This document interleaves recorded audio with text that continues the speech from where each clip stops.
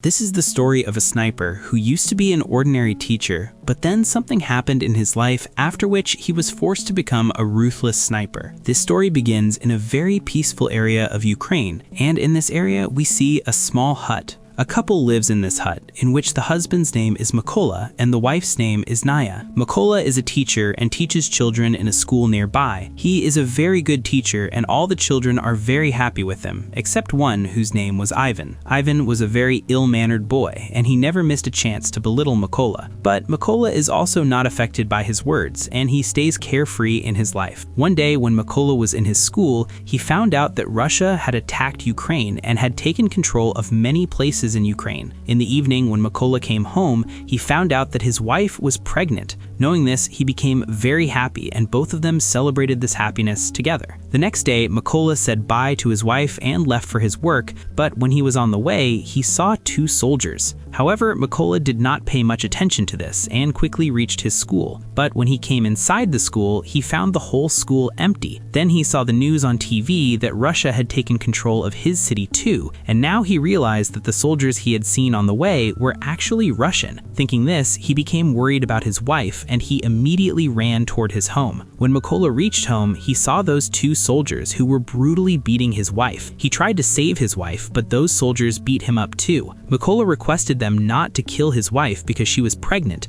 but those soldiers did not listen to him at all. After beating him a bit, they searched Mykola's house and, setting it on fire, started to leave from there. Now, seeing her house burning, Nasty turned red with anger and tried to hit them by picking up a stone. Seeing this, those soldiers fired a bullet and Nasty died on the spot. Now, seeing his wife dying, Mykola was completely broken and started crying uncontrollably. Just like this, a few hours passed and two Ukrainian soldiers came to Mykola. They recognized him and by digging a grave, they helped him bury Nasty. After Nasty's death, Mykola's life was completely shattered and now he had neither a home nor a family. Mykola was burning in the fire of revenge and he had to finish those soldiers no matter what, and thinking this, he decided to join the Ukrainian army. After this, those two soldiers brought Mykola to their base, but when their senior saw Mykola, he became quite angry and refused to recruit him into the army because he was afraid that Mykola might be a spy. Here, Mykola told him the whole thing and assured him that he wanted to kill the Russian soldiers and free this country. Hearing this, the colonel decided to give him a chance,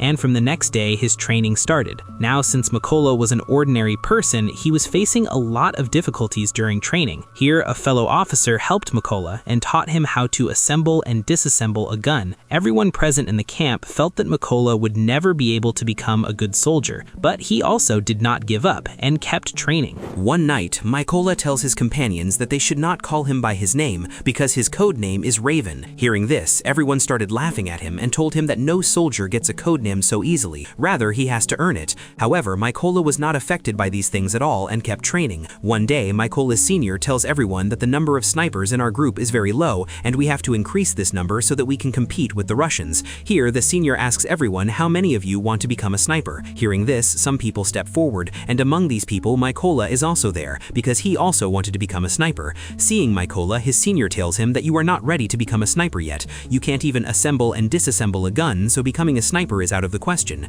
To this, Mykola says that I just need one chance to prove myself, and I will do this within 20 seconds. Hearing this, Mykola senior places a gun on the table and tells Mykola to come forward. Now, to prove himself, Mykola ties a blindfold over his eyes and quickly opens the gun and then puts it back together. And to do this, he takes only 18 seconds. Now, seeing Mykola's speed, everyone is very impressed with him and applauds him. And now, seeing his capability, he is also included in sniper training. During training, Mykola is given an old model gun, while the rest of the people are given modern weapons. Seeing this, Mykola also demands a modern weapon, to which the senior tells him that if you want that gun, then you will have to prove yourself. Now, Mykola had no other option, so he took whatever he got and left from there. During training, the senior tells everyone that no matter what situation comes in front of a sniper, he does not move even 1 inch from his place and keeps his aim fixed at his target. To practice this, the senior fires bullets near everyone, and whichever sniper moves from his position is thrown out of this training. But when it is Mykola's turn, he does not move even a bit from his place and keeps his aim fixed. In the next training, the snipers are shown their target only once, and then their eyes are covered and they have to to estimate and shoot their target. Now, the rest of the people complete this test, but Mykola fails in it because the gun he had was very old, and pulling off this feat with it was very difficult. The next training was even harder for these snipers because they had to shoot their target in the light of a flare, and that too in the darkness of night. Here, the senior launched the flare, and everyone took their aim, but no one could hit the target. Here, Mykola did not fire, and in the light of the flare estimated the distance of his target, and using his math knowledge made a perfect shot. Seeing this, his senior was very impressed with him and gave him his desired code name. Days passed like this, and Mykola trained with full dedication, and finally that day also came when the result of their training was about to come. Here, the colonel saluted Mykola and told him that he had passed this test. After a few days, the colonel comes to Mykola and tells him to pack his belongings because they have to go on a mission. News has come that some Russian soldiers have taken control of a checkpost. Very quickly, Mykola's team reached the location and sat down with their aim ready, and just as they were about to kill those Russian soldiers, they saw a car that was moving toward the checkpost. Here, the Russian soldiers stopped the car and told the people inside to come out. They checked their passports and also searched the whole car, and when everything was fine, those soldiers gave them permission to leave, but kept their passports with themselves. When those people protested this, those soldiers beat them badly. Seeing all this, the colonel ordered his soldiers to fire, and in no time all the Russian soldiers were killed, and in this way their first mission was completed. After the mission, when everyone returned to the base, Mykola saw that many of his companions were not present at the base. He was told that his other companions had been sent on another mission. The next day, Mykola got news that during that mission many of his companions were killed, and all those people were killed by a Russian sniper. That sniper's name was Sari, and he was Russia's deadliest sniper. A few days passed like this, and Mykola left on his next mission with his companions.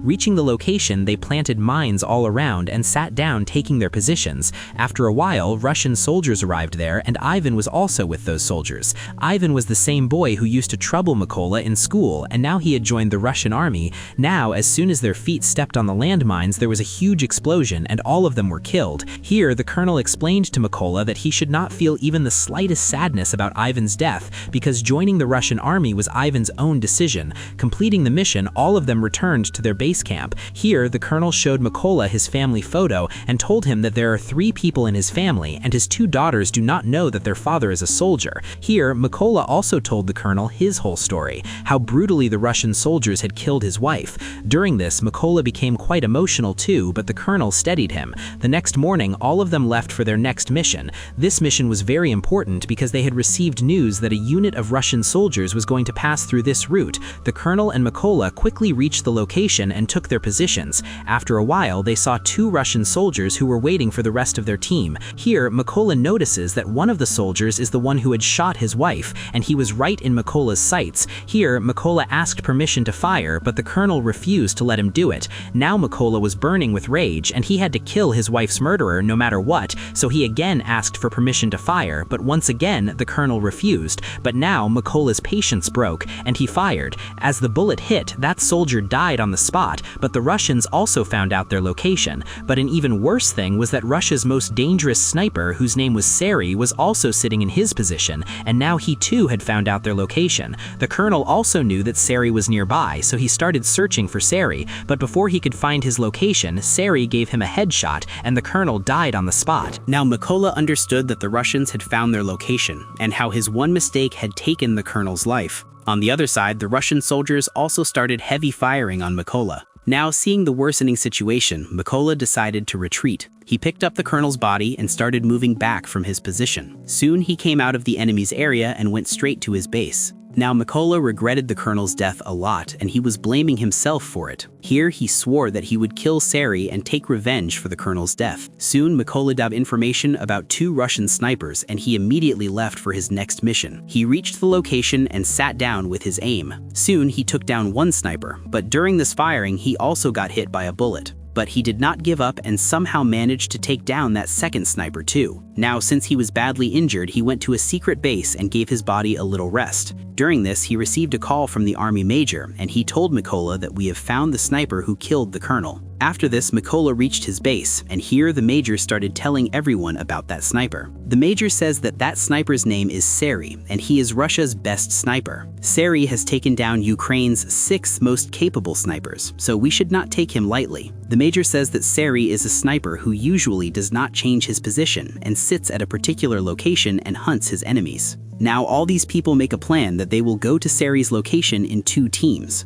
According to the plan, their first team will attack the Russian soldiers from the front, and when they are busy in that attack, their second team will attack those people from behind. Taking advantage of this chaos, Mykola will go inside the building and kill Sari. After all the planning was done, all of them headed toward that location. Reaching the location, all the snipers took their positions and sat down with their aim ready. On the other side, Mykola secretly entered the building, where he saw 2 Russian soldiers. Without any delay, he killed both of them and moved forward inside the building. After this, he signaled his team, and as soon as they got the signal, they killed all the soldiers. On the other side, Sari noticed that none of his companions was reporting to him. He sensed something was wrong, so he went to the roof of the building where a sniper was already present. But when he went up and saw, that sniper was dead, and now Sari realized that the Ukrainian soldiers had surrounded him from all sides. He contacted his base for backup, but the backup would still take 10 minutes to reach him. Hearing this, he quickly came to his position and started searching for the Ukrainian soldiers. But then he saw one of Mykola's toys, which his wife had given him. Before Sari could think anything, Mykola attacked him and stabbed him again and again, killing him. But because of this struggle, the second sniper present in the building became a little alert.